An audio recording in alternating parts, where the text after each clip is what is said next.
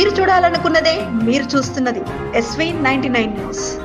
తెలంగాణ రాష్ట్రం ఏర్పడిన జర్నలిస్టులకు కన్నీరు పెట్టించిన ఘనత గత ప్రభుత్వంలో ఆనాటి ముఖ్యమంత్రి కేసీఆర్దే అని Telangana working journalist federation TWJF రాష్ట్ర అధ్యక్షుడు మామిడి సోమయ్య అన్నారు. తెలంగాణ రాష్ట్రం ఏర్పడిన తర్వాత తొలి ముఖ్యమంత్రిగా అధికారంలోకి వచ్చిన కేసీఆర్ 10 ఏళ్ల పాలనలో జర్నలిస్టులకు తీరని అన్యాయం జరిగిందని ఆయన ఆవేదన వ్యక్తం చేశారు. మంగళవారం మహబూబ్ నగర్లోని R&B గెస్ట్ హౌస్లో జరిగిన TWJF సమావేశంలో ఆయన ముఖ్య అతిథిగా పాల్గొన్నారు. ఈ సందర్భంగా ఉమ్మడి జిల్లా సూర్య దినపత్రిక బ్యూరో శివకుమార్ నేతృత్వంలో వివిధ పత్రికలకు చెందిన పలువురు సీనియర్ జర్నలిస్టులు ఫెడరేషన్లో చేరారు. వీరందరికీ రాష్ట్ర అధ్యక్షుడు మామిడి సోమయ్య, ఉపాధ్యక్షుడు బండి విజయ్ కుమార్ సభ్యత్వం ఇచ్చి సంఘంలోకి ఆహ్వానించారు. అనంతరం ఆయన మాట్లాడుతూ జర్నలిస్టుల సమస్యల పరిష్కారంలో రేవంత్ రెడ్డి ప్రభుత్వం కూడా గత ప్రభుత్వం బాటలోనే నడుస్తున్నదని విమర్శించారు. కాంగ్రెస్ ప్రభుత్వం అధికారంలోకి వచ్చి ఏడాది గడిచినా జర్నలిస్టులకు కనీసం కొత్త అక్రిడిటేషన్ కార్డులు ఇవ్వలేకపోయిందని, ఇళ్ల స్థలాల విషయంలో చేతులెత్తేసిందని ధ్వజమెత్తారు.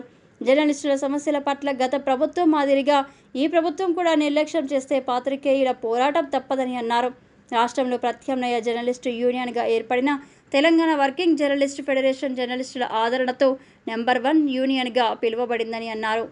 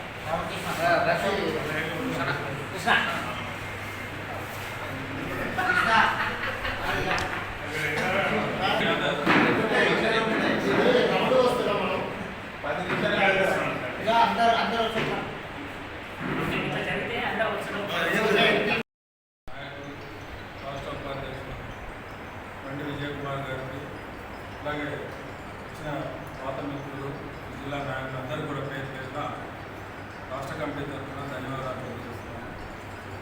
చాలా సంతోషం.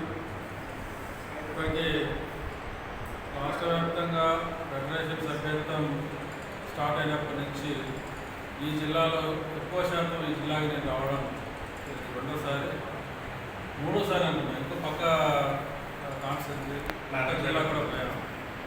ఎక్కువ శాతము ఈసారి ఉమ్మడి మహబూబ్నగర్ జిల్లాలోనే మీటింగ్స్ చాలా జరగడం జరుగుతుంది. బండి విజయ్ కుమార్ నాయకత్వంలో ఈ జిల్లానే కాదు మొత్తం ఉన్న 4 జిల్లాలు 5 జిల్లాల్లో కూడా ఆధ్వర్యంలో వారి మిత్ర బృందం అంతా కూడా ఫెడరేషన్లోకి వస్తామని చెప్పారు. ఆ విషయం విజయ్ కుమార్ చెప్పాడు. ఇంకా చాలా యూనియన్ చలామణి అవుతున్న ఒక యూనియన్లో మేమందరం కూడా ఆ యూనియన్లో ఉన్నామన్నాడు. 2006లో